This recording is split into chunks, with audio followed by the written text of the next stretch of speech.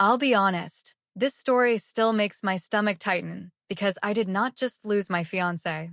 I lost my sister at the same time. My younger sister stole the man I was supposed to marry, and then, with a straight face, asked me for advice on how to keep him. At first, that sounds almost too cruel to be real. I know that because even now, when I say it out loud, a part of me wants to correct the sentence and make it softer. Maybe she did not steal him. Maybe he chose her. Maybe they both did. But when you are the one standing in the middle of the wreckage, those details do not make the betrayal feel cleaner. My name is Emily, and when this happened, I was 35 years old, engaged, and only 6 months away from walking down the aisle.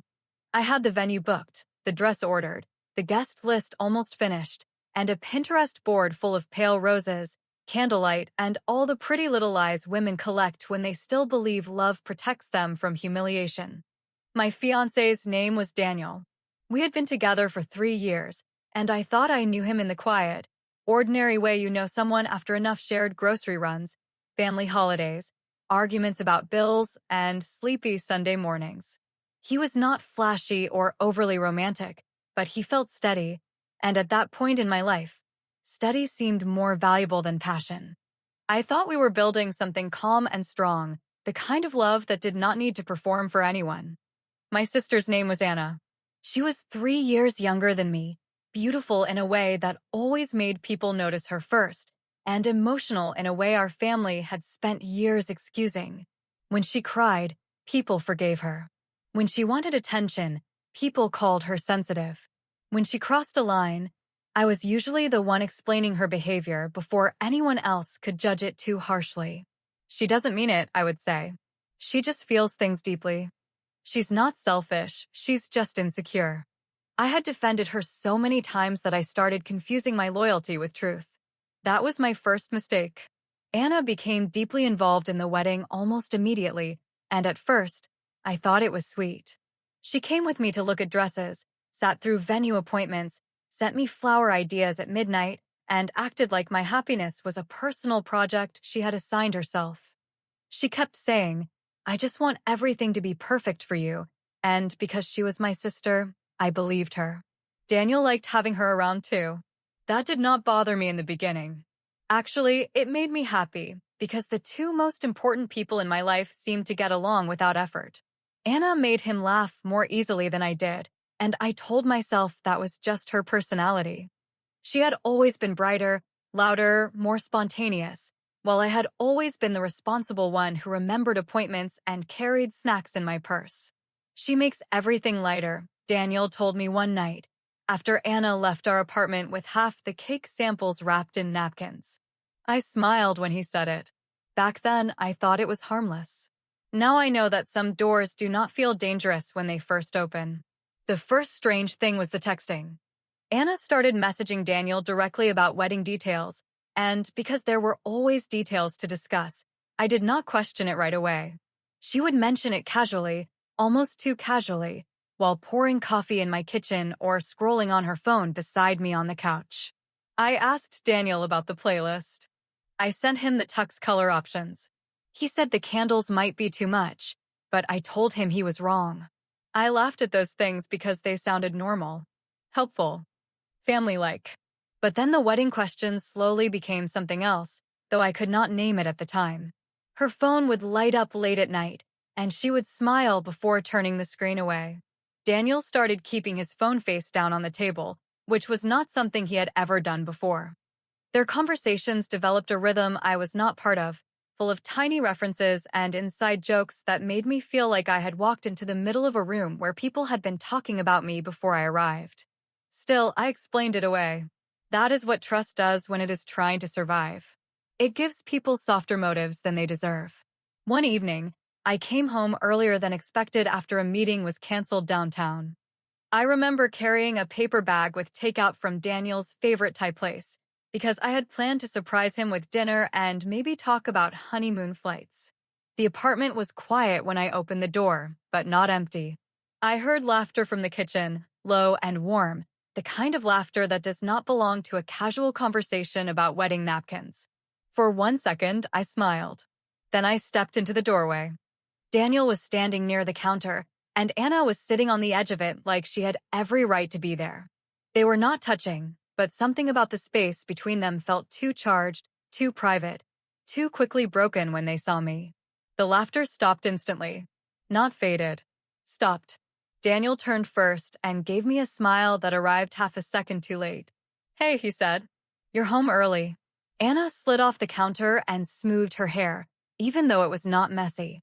"You scared us," she said, with a laugh that did not sound real. I looked from him to her, then down at the takeout bag in my hand, and something quiet moved inside me.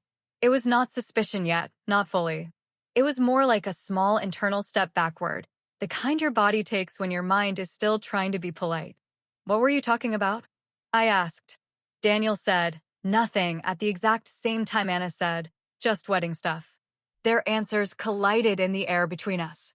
Too fast, too rehearsed, too wrong. I nodded anyway, because I was not ready to be the kind of woman who suspects her fiancé and her sister in the same breath. I put the food on the counter, smiled like I believed them, and let the evening continue as if nothing had happened. But something had happened. A line had appeared. I did not confront them that night, because I had no proof and no courage for what proof might mean. But from that moment on, I stopped listening only to what they said. I started watching what they did. I watched the way Anna checked her phone when Daniel left the room. I watched the way Daniel's voice changed when her name appeared on his screen. I watched how often they knew things about each other that neither one had told me. And once I started watching, I could not stop. The next week, Anna came over to help me choose invitation fonts, which now feels ridiculous considering what she was already helping herself to. She sat beside me at the dining table, scrolling through designs, while Daniel moved around the kitchen behind us pretending to make coffee. He did not actually drink. Then Anna asked a question that made my skin prickle. "Do you think Daniel really wants a big wedding?" I looked up from my laptop. "What do you mean?" She shrugged too casually. "I don't know. Some men only agree to big weddings because they don't want to disappoint anyone." Daniel did not turn around, but his shoulders changed. It was small. Almost nothing. But I saw it. "He wants the wedding we planned," I said. Anna smiled, but she did not look convinced. And in that moment, I understood something I wish I had understood sooner. She was not asking because she cared about me. She was asking because she had already started imagining what he wanted without me. After Anna asked whether Daniel really wanted a big wedding, I could not hear the question as innocent anymore, because something about the way she said his name felt too personal, too careful, and too familiar.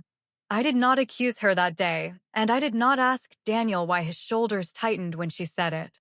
I simply looked back down at the invitation samples and pretended to compare paper textures, while every part of me quietly rearranged the last few months in my head.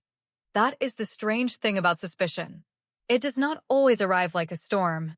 Sometimes it comes as a small, cold adjustment inside your body, and from that moment forward, the world looks almost the same, except nothing feels safe in quite the same way.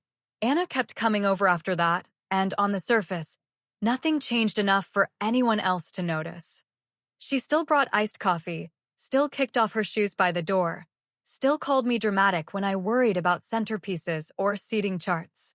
She still acted like my wedding was the most exciting thing in her life. But now I noticed how often she looked at Daniel before answering me, as if his reaction mattered more than mine. Daniel changed too, though he was better at making it look like nothing. His phone was suddenly always near him. On the couch, it rested screen down against his thigh. At dinner, it stayed beside his plate instead of charging in the bedroom like it used to. When he showered, he took it into the bathroom, and when I teased him about becoming one of those people who could not survive 10 minutes without a screen, he laughed a little too quickly. "Work has been crazy," he said. I smiled because I had learned that smiling gave me more information than arguing did. One night, we were sitting on the couch with a movie playing, though neither of us was really watching it. Daniel's phone lit up beside him, and before the screen went dark again, I saw Anna's name flash across it. He picked it up immediately. Not casually. Automatically. The way people reach for something they have already trained themselves to hide. "Who is it?" I asked, keeping my voice light. He glanced at me for half a second, then looked back at the screen. No one. No one. That answer stayed in the room longer than the movie did. There is no such thing as no one when a name just appeared on your phone. There is only someone you do not want to explain. But I did not say that because I understood something important by then. If I confronted him with only a feeling, he would give me a performance. If I waited, he might give me the truth by accident. The next morning, Anna called me while I was driving to work. She sounded cheerful, almost breathless, like she had already had too much coffee. "I need your opinion on something," she said. I almost laughed, because that had become her favorite way to enter conversations she should not have been having. "What is it?" There was a pause just long enough to make my fingers tighten around the steering wheel.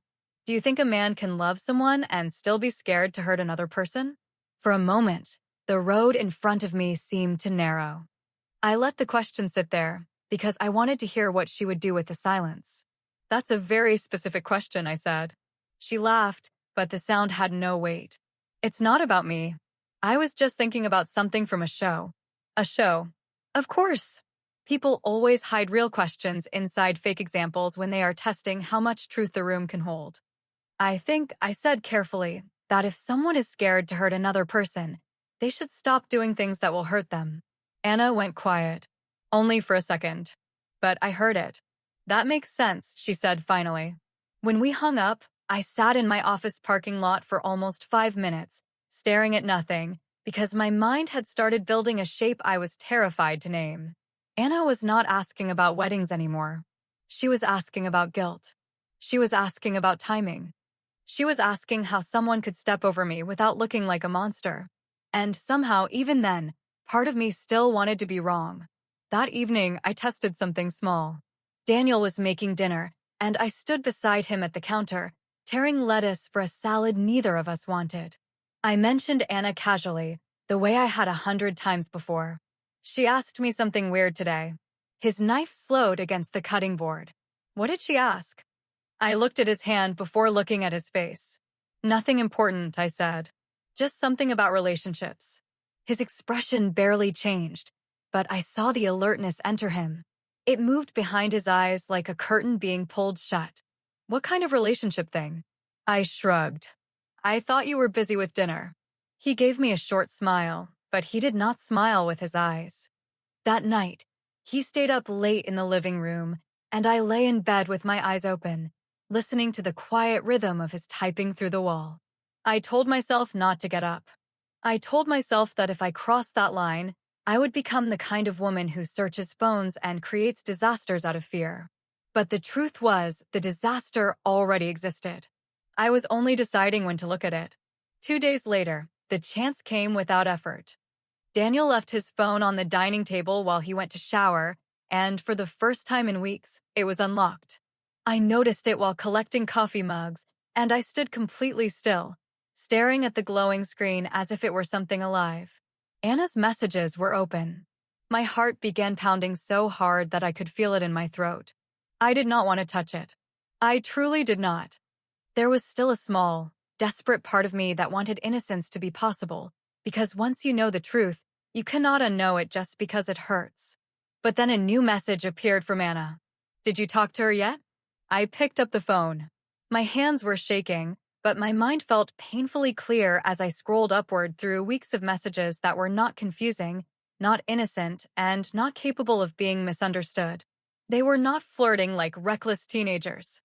They were not caught up in some emotional accident. They were planning. Daniel had written, "We need to wait until after the venue payment clears." Anna had replied, "That feels cruel." And Daniel had answered, "It's safer that way." She still trusts us.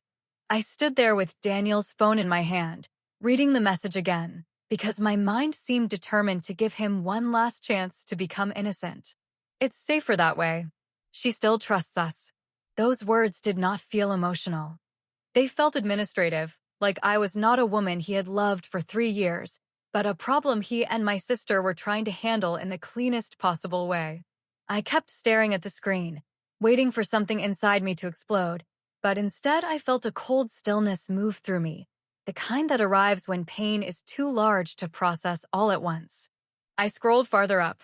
The messages went back weeks. Not days. Weeks. There were little pieces of their private world buried between wedding details and normal-looking conversations.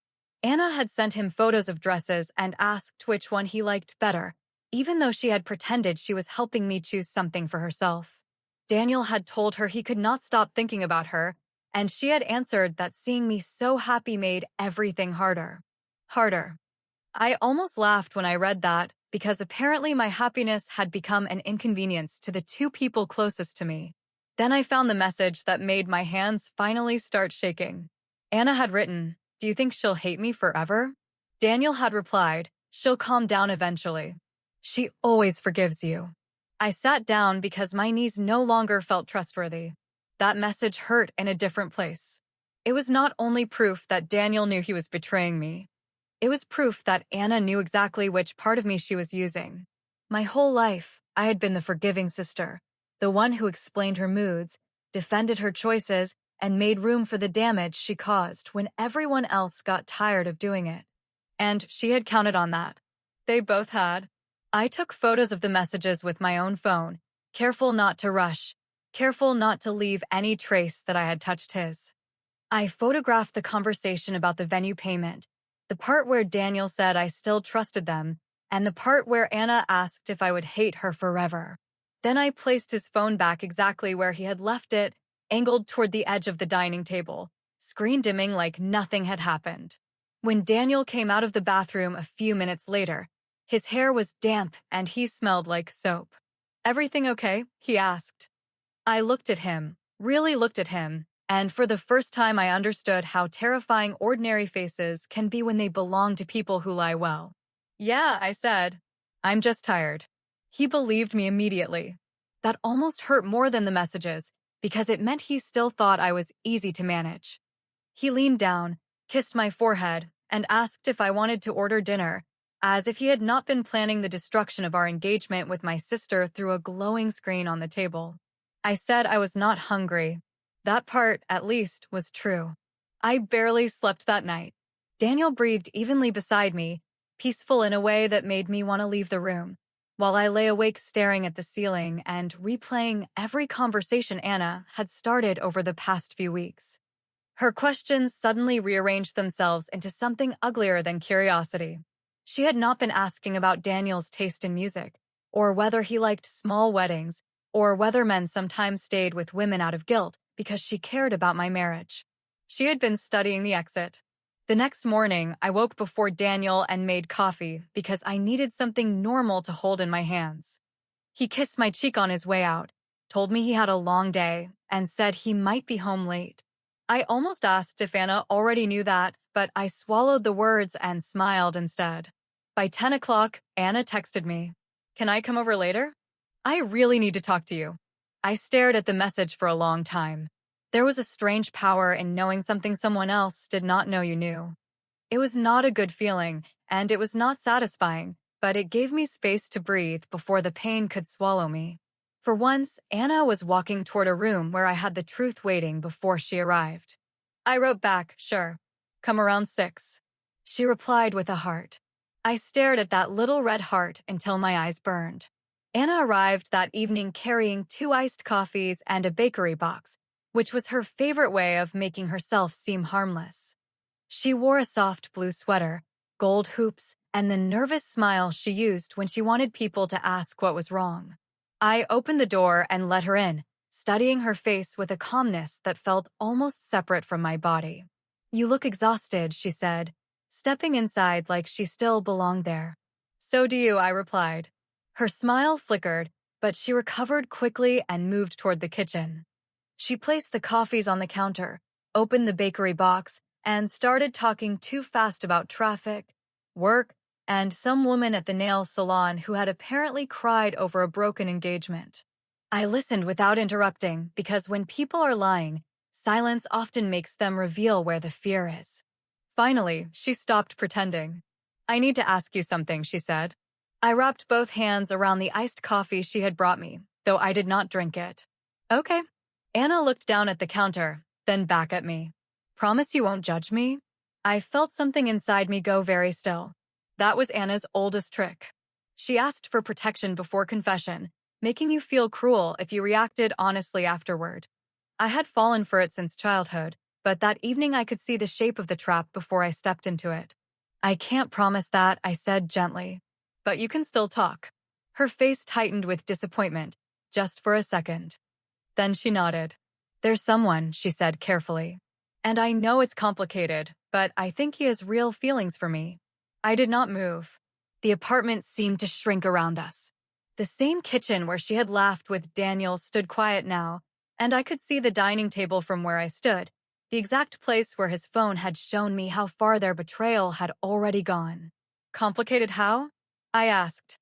Anna looked at me with wide, wet eyes, and for one absurd moment, she seemed almost innocent. He's with someone, she whispered. I let the sentence sit between us. She watched my face, searching for a reaction, but I gave her nothing. Not shock, not anger, not even curiosity. I just waited, because I wanted to hear how far she would go while believing I was still blind. Does she know? I asked. Anna shook her head. No, she said. And that's what makes it so hard. I took a slow breath. Hard for who? The question caught her off guard. She looked down at her hands. For everyone, I guess. I almost admired the cowardice of that answer. Everyone.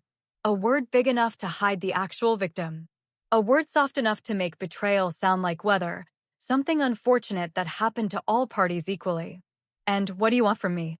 I asked. Anna hesitated, then gave me the sentence that would stay with me longer than almost anything else. I need to know how to make him choose me without making her hate us. For a moment, the room went completely silent. Not because there was nothing to say, but because there was too much. My sister was standing in my kitchen, drinking coffee she bought like an apology in advance, asking me how to help her keep my fiancé without losing me completely.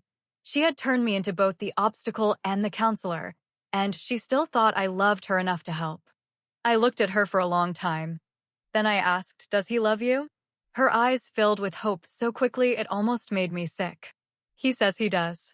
And you believe him? I want to, she said, and that was the first honest thing she had said all night. I nodded slowly, as if I were considering her situation with the care she clearly expected from me. Then her phone lit up on the counter. She glanced down before she could stop herself, and I saw Daniel's name flash across the screen. The message preview was short. Did she help you decide what to do? Anna's phone lit up on the counter, and Daniel's name sat there between us like a third person who had finally walked into the room. For 1 second, neither of us moved. The coffee cups sweated onto the marble, the bakery box sat open between us, and my sister stared at her screen with the kind of fear people show when a private lie suddenly becomes public. The message preview was still visible. Did she help you decide what to do? Anna reached for the phone, but I placed my hand over it first. Not roughly, not dramatically, just firmly enough to make her understand that the room had changed. She looked at my hand, then slowly looked up at me. Emily, she said, and my name came out in a voice I had never heard from her before. It was not innocent. It was not confused. It was the voice of someone realizing the door behind them had locked. I tilted the phone slightly so she could see the message again. Is that him? Her face went pale, and for a moment she looked younger than she was, almost like the little girl who used to hide behind me when our parents fought. That image hurt more than I wanted it to, because my body still remembered protecting her before my heart could fully accept that she had become someone I needed protection from. Emily, I can explain, she whispered. I let out a slow breath. Then explain. She blinked, like she had expected me to scream instead. Maybe she had prepared for anger.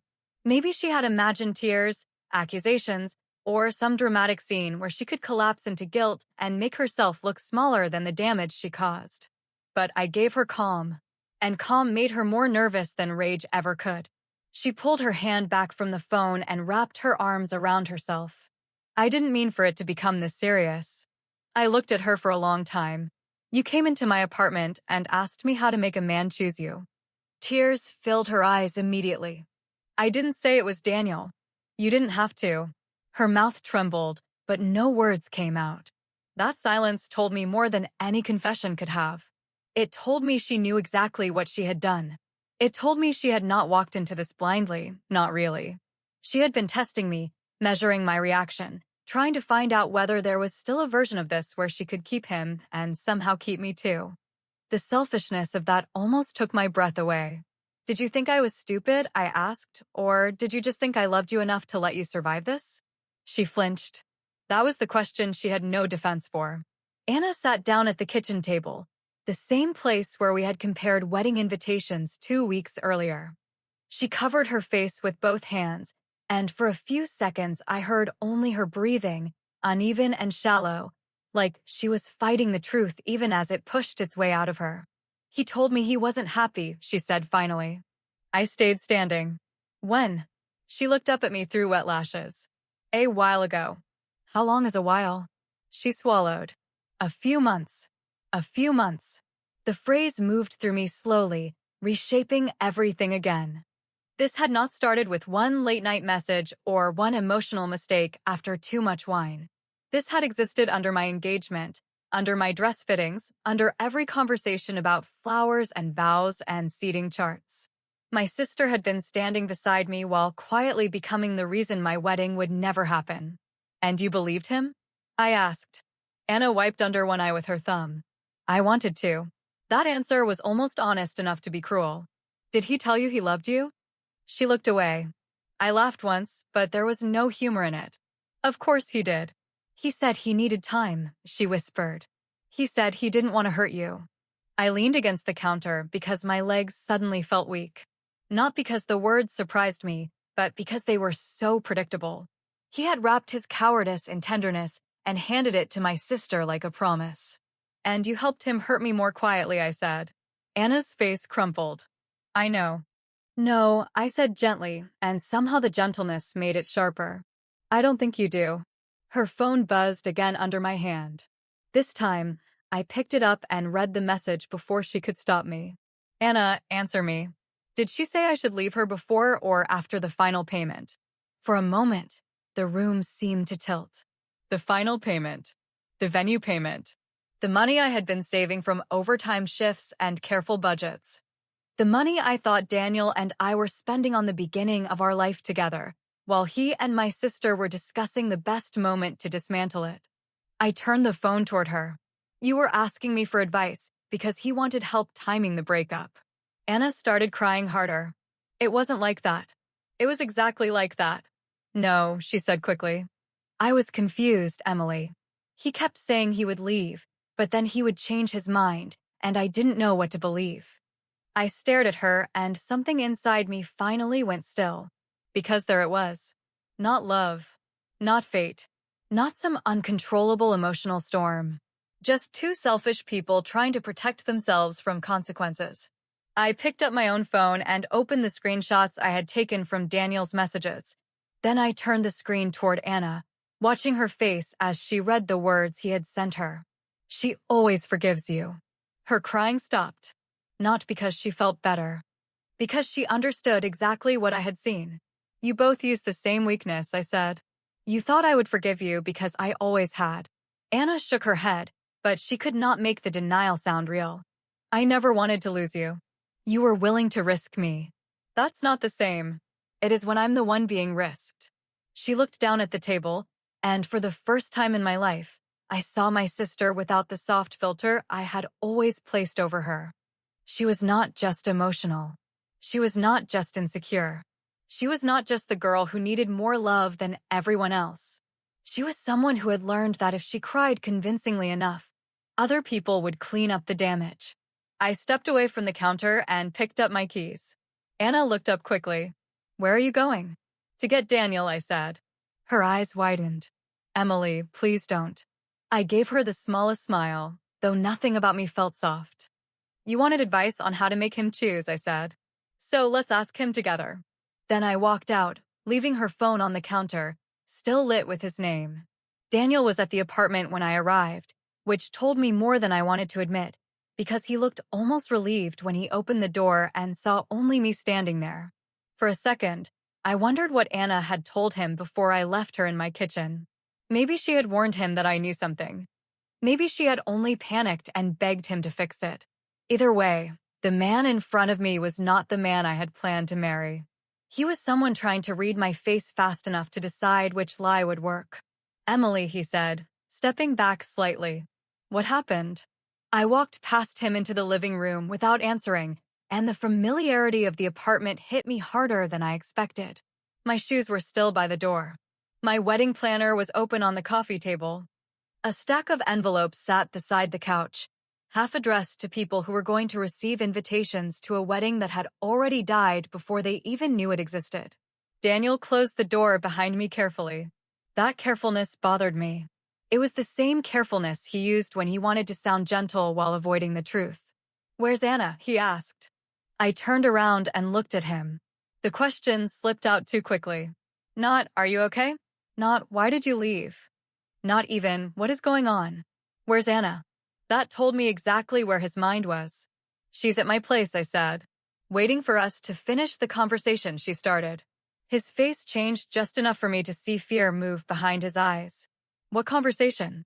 I smiled a little, though nothing in me felt amused. "The one where she asked me how to make a man choose her without making the woman he's with hate them both." Daniel went still. That was the thing about truth. When it enters the room cleanly enough, people stop acting for a moment because their minds need time to catch up to the exposure. "She said that?" he asked.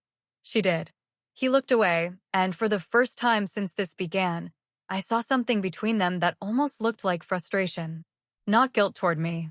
Frustration with her, because she had not followed whatever script they had agreed on. That made my chest tighten.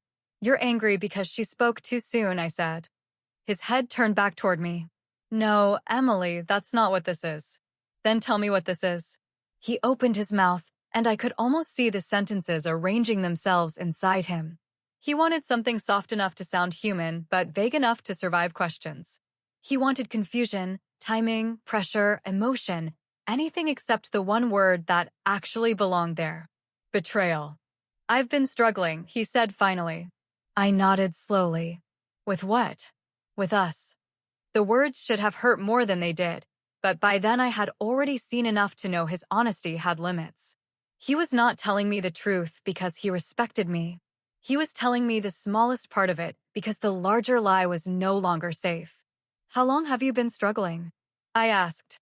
He rubbed both hands over his face. "I don't know." "You do know." He looked tired then, almost annoyed, as if my need for details was making his betrayal inconvenient. "A few months," he said. "A few months." The same answer Anna had given me. For a moment, I pictured myself sitting beside him during those months, talking about cake flavors, guest hotels, honeymoon flights, and whether his mother would complain about the seating arrangement. I had been building a wedding while he was building distance, and the cruelty of that realization settled into me with a weight I could barely name. "And Anna?" I asked. Daniel closed his eyes. That was enough. Still, I made him say it. "When did Anna become part of your struggle?" He let out a slow breath. "It wasn't supposed to happen." I laughed once, quietly, because that sentence had become the anthem of cowards everywhere. "You keep saying that like it means something." "It does mean something," he said, and now there was a sharpness in his voice. "I didn't plan to hurt you, but you planned when to tell me." He froze. I reached into my purse and took out my phone, then opened the screenshots I had taken from his messages. His eyes dropped to the screen, and the color slowly drained from his face as he read his own words back to himself. "We need to wait until after the venue payment clears. It's safer that way. She still trusts us." I watched him read them, and something in me became quiet. Not peaceful, just certain. "Do you know what the worst part is?" I asked. He did not answer. "The worst part is not that you wanted her. It's that you wanted me to keep paying for a future you had already decided I might not have." Daniel looked up quickly. "That wasn't about money." "Then why wait for the payment?" He had no answer that could survive the room. The silence stretched between us, and in that silence, I felt the last thread between us finally break. I had expected a dramatic ending to feel louder, but this was almost still. Just me, standing in the apartment where I had imagined my married life beginning, realizing that the man I loved had been managing my trust like a budget. Then the door behind me opened. Anna stepped inside. She must have driven over after me, probably unable to stand not knowing what Daniel would say without her there. Her face was blotchy from crying, and when Daniel saw her, he looked at her with anger before he looked at her with love. That tiny order told me everything. Anna saw it too. Her expression shifted, and for the first time, I think she understood that the story he had been selling her was not the same story he had been living. I looked at both of them standing in front of me. My sister. My fiancé. Two people waiting for me to make their guilt easier. Instead, I took off my engagement ring and placed it on the coffee table beside the wedding planner. The sound it made was small, but both of them flinched like it had shattered glass. The engagement ring sat on the coffee table beside the wedding planner, and for a few seconds, neither Daniel nor Anna seemed capable of looking away from it. It was strange how small it looked there. For 6 months, that ring had felt like a promise I could carry on my hand. It had caught the light when I drove, when I cooked dinner, when I signed contracts for the venue, and when I held my sister's hand in bridal shops while she pretended to be happy for me. Now it looked like what it really was. A piece of metal sitting beside paperwork for a future that had already been emptied out behind my back. Daniel took one step toward the table, then stopped. Anna stayed near the door, breathing unevenly, her eyes moving between him and me as if she still expected someone else to decide what kind of scene this would become. I looked at Daniel first.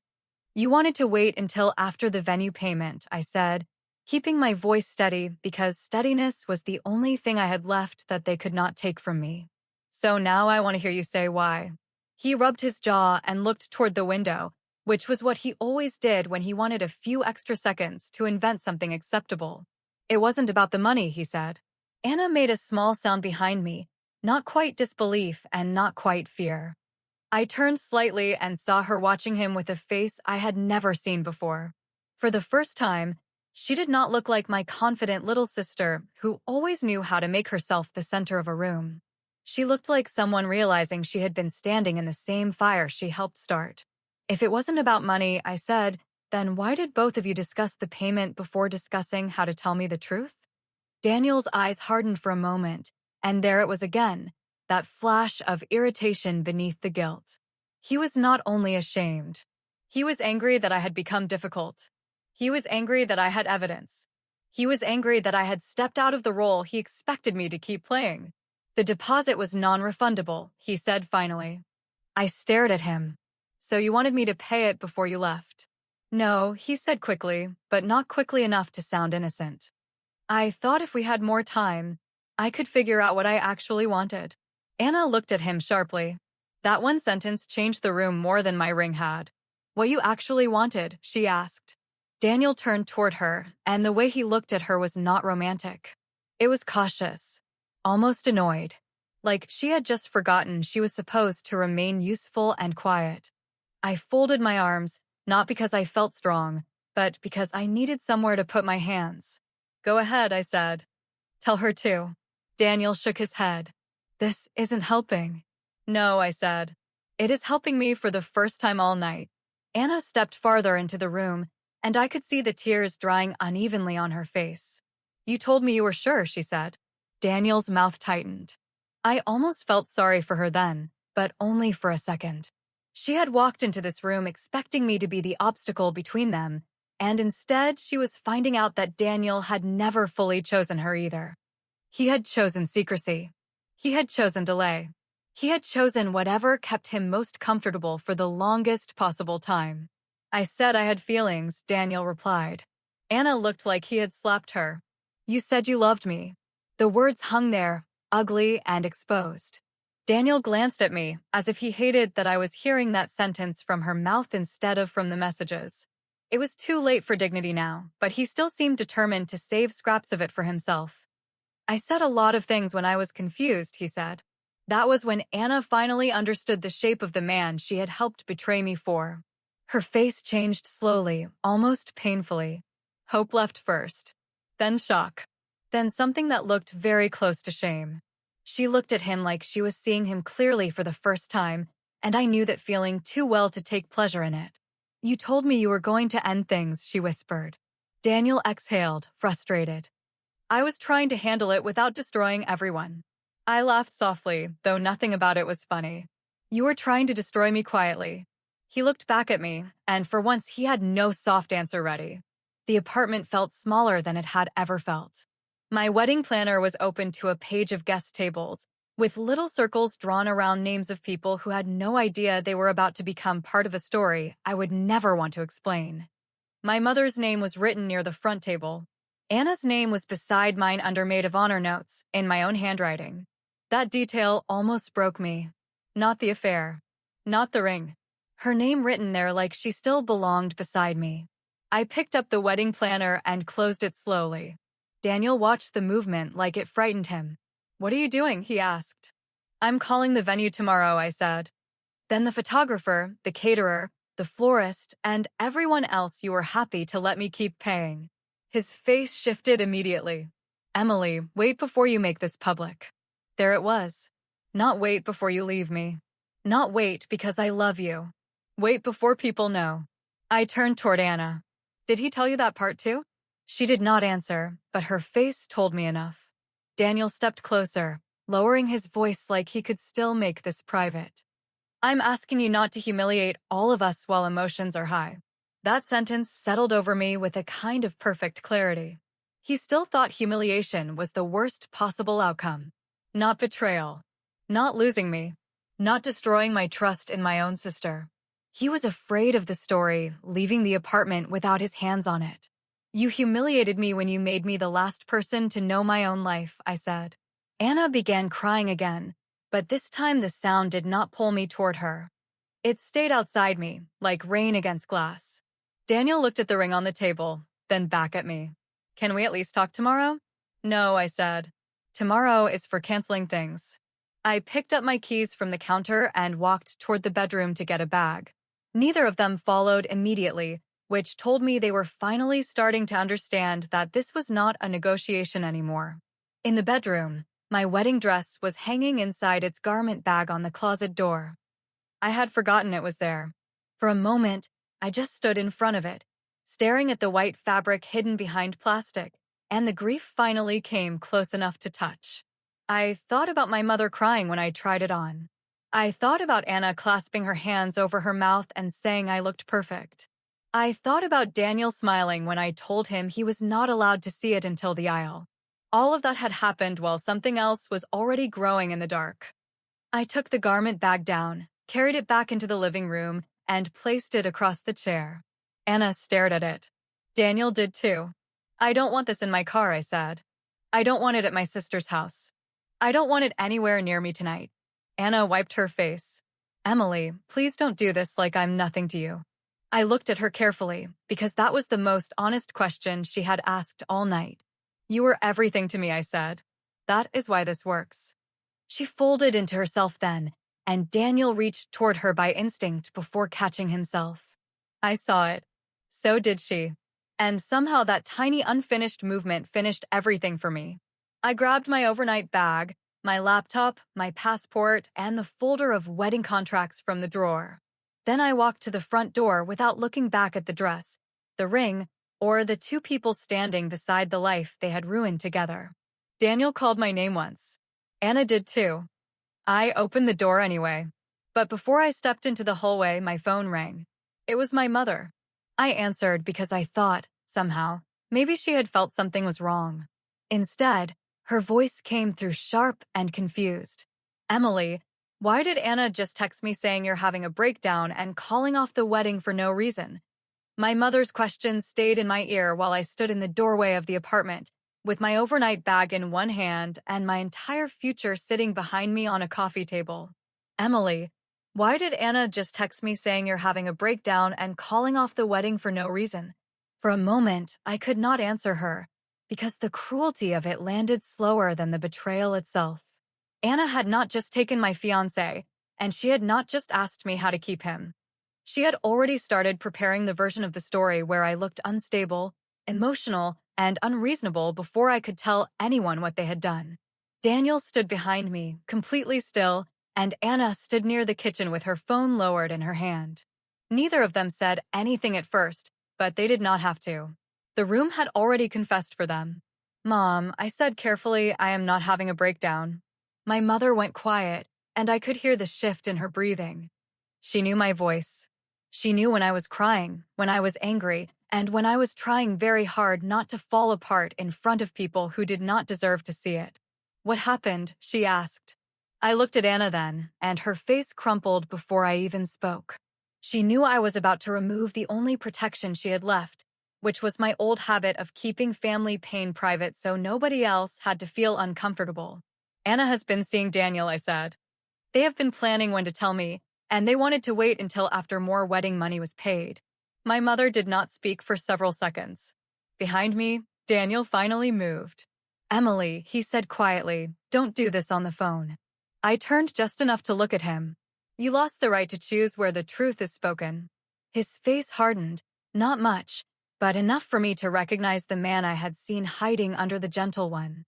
He was afraid now, but not only of losing me. He was afraid of witnesses. He was afraid of my mother, my family, the venue coordinator, our friends, and every person who might hear the story before he could polish it into something softer. Anna stepped forward with tears already spilling down her face. "I didn't mean it like that," she whispered. I almost laughed, because she had texted my mother that I was breaking down while standing in the same room as the proof. Even in panic, she had chosen herself first. My mother's voice came through the phone again, colder this time.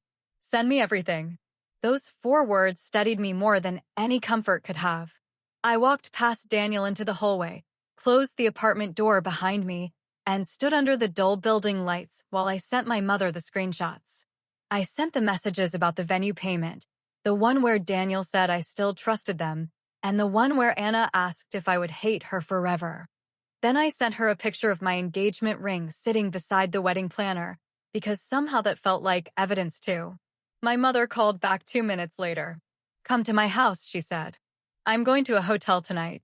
"No," she replied, and her voice broke just slightly. "You're coming home." That was the first time I almost cried. Not because I wanted to be rescued, but because someone had finally spoken to me like I was the person who needed protecting. For weeks, I had been the obstacle in their story, the woman they were trying to manage, delay, and gently remove from a life I thought belonged to me. I drove to my mother's house without turning on music. Daniel called 7 times before I reached the interstate, and Anna sent 5 messages that I did not open. I could see the previews lighting up my screen, each one more desperate than the last. "Please don't tell everyone. You don't understand what he told me. I'm still your sister." That last one made my chest ache, because she was right in the most painful way. She was still my sister, but that did not make her safe. Blood can explain history, but it does not excuse betrayal.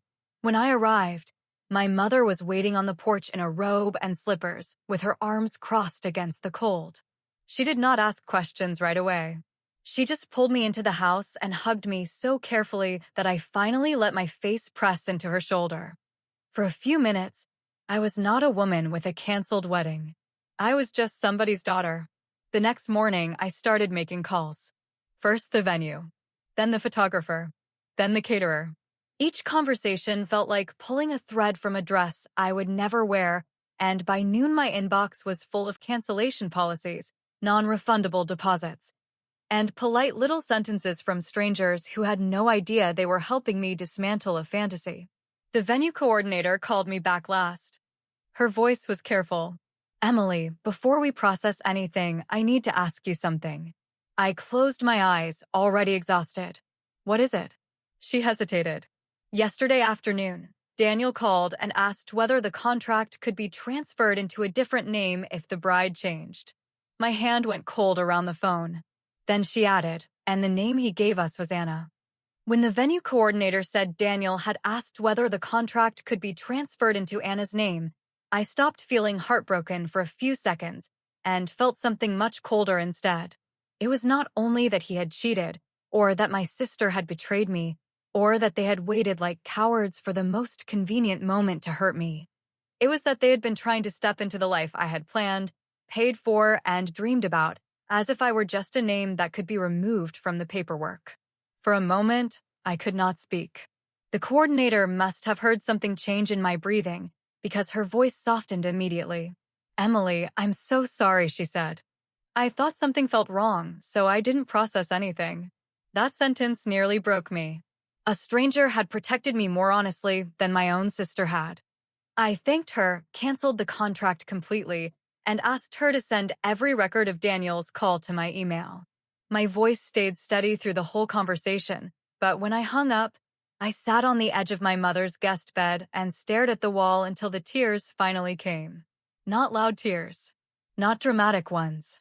Just quiet, exhausted tears from a woman who had been forced to grieve a future while still cleaning up its paperwork. My mother came in without knocking, sat beside me, and put one arm around my shoulders. She did not tell me everything happened for a reason, because she knew I hated that phrase. She did not tell me I would find someone better, because that was not what I needed to hear yet. She only said, "You are not going to carry their shame for them." And that became the sentence I held on to.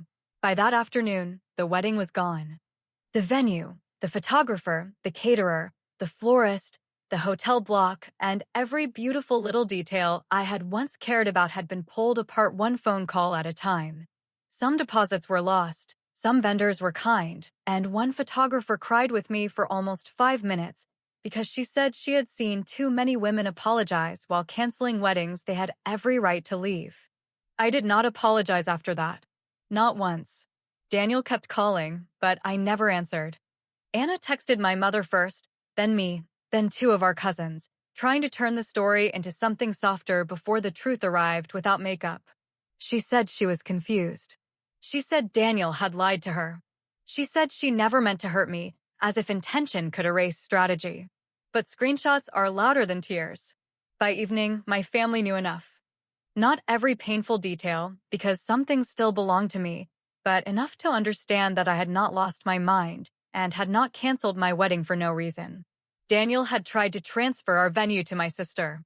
Anna had asked me for advice on how to keep him, and both of them had believed I would be too forgiving to expose them. That part hurt the longest, because they knew my kindness. They had studied it. Then they used it like a weakness. 3 days later, Anna showed up at my mother's house. I was in the kitchen, drinking coffee I had reheated twice, when I heard her voice at the front door. She sounded small, careful, almost childlike. A year earlier, that voice would have pulled me toward her before I even understood why. This time, I stayed where I was. My mother came into the kitchen and looked at me. "You don't have to see her," she said. I thought about that for a moment, then set my mug down. "No," I said. "I do." Anna was standing in the living room with swollen eyes and a sweater I had given her the Christmas before. Seeing her in it made my chest ache, but not enough to soften me. She looked at me like she expected anger, and maybe she wanted it, because anger would have given her something familiar to cry against. I did not give her that. "I'm sorry," she said. I nodded once. "I know." Her face crumpled. "I didn't want it to happen like this." "That's the problem, Anna," I said. "You cared how it happened more than you cared that it happened." She looked down, and for the first time, she had no quick answer. No tears that changed the subject. No emotional explanation that made her the center of the pain. "I thought he loved me," she whispered. "Maybe he did in the only way men like that can," I said. "But he was still willing to use both of us." She looked up then, and I saw the truth land. Not because she suddenly understood me, because she finally understood him. For 1 second, I almost felt sorry for her. Then I remembered her sitting in my kitchen, asking me how to make him choose her without making me hate them. I remembered Daniel's message on her phone. I remembered the venue coordinator saying Anna's name. Pity did not mean access. "I don't know how to fix this," she said. I looked at my sister, and for the first time in my life, I did not feel responsible for giving her away back. "You don't," I said quietly. "Some things don't get fixed just because you finally regret them." She started crying again, but this time I did not move toward her. That was when I knew I had changed. Months passed before my life felt like anything close to mine again. I moved into a smaller apartment across town, donated most of the wedding decorations, and sold the dress to a woman who sent me a photo later, smiling in it under soft afternoon light. I thought it would hurt to see someone else wear it, but strangely, it did not. It looked like it had never belonged to me. Daniel stopped reaching out after my mother told him that every message would be saved. Anna disappeared from family events for a while, and when she eventually came back, everyone treated her carefully, like a cracked dish nobody knew where to place. I saw her once, almost a year later, outside a grocery store. She said my name. I stopped. She looked different, quieter, less polished around the edges. For a moment, I remembered every birthday we had shared, every childhood secret, every time I had stood between her and the consequences of her own choices. Then she said, "Do you still hate me?" I thought about it honestly. Then I shook my head. "No," I said. "I just don't know you anymore." That hurt her. I saw it, but it was still the truth. I walked away without looking back, and for once, leaving did not feel like losing. It felt like returning to myself. Because in the end, I did not lose my fiancé to my sister. I lost the illusion that love, blood, or history can protect you from people who are willing to use them. And once that illusion was gone, I finally had something real to build on. My own life. My own peace. My own name. No longer attached to a wedding that was never meant to save me.